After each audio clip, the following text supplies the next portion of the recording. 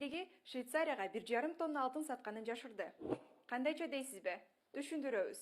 Улуттук статистика комитети 2022 жылы Кыргызстан 3 кан өлкөгө 2905 килограмм алтын экспорттогонун билдирет.